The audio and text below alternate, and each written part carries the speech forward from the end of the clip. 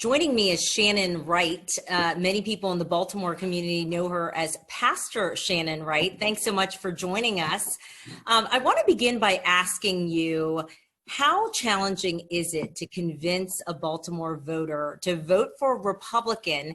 And specifically, why are you the most qualified candidate for the job as mayor? So it is a challenging proposition to get anyone to vote for you, regardless of party.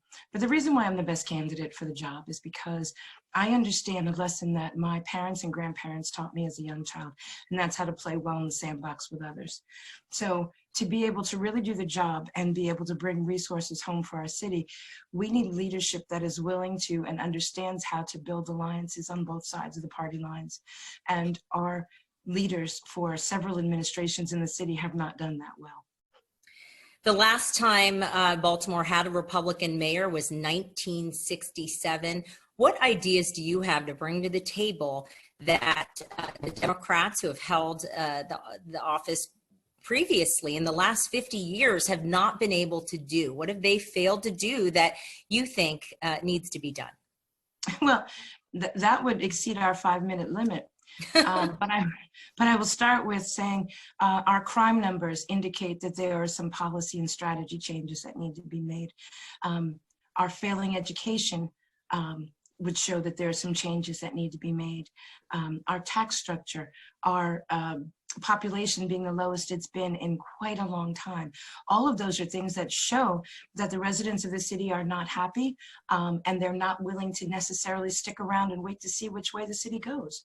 We need leadership that can take bold initiatives and move now to be able to turn these things around.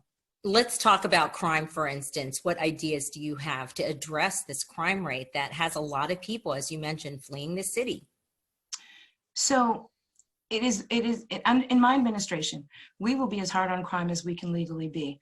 Also understanding, though, that there are some opportunity gaps and spaces where our city leadership has been derelict and has created a climate where people feel sometimes that their only option is to do things that they know they were raised not to do.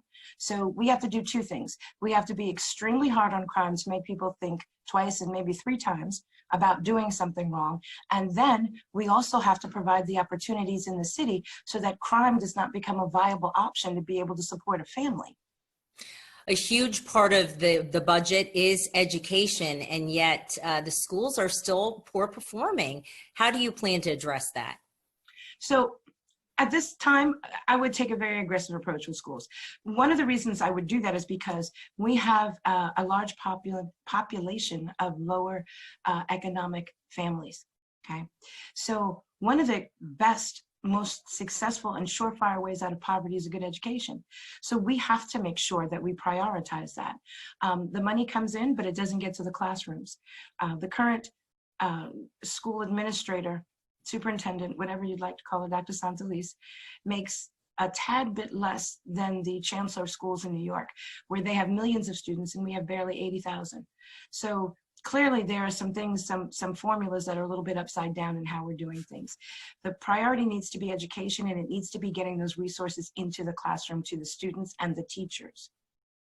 Give us your best pitch as far as there's some voters that would say, I could never even imagine voting for a Republican.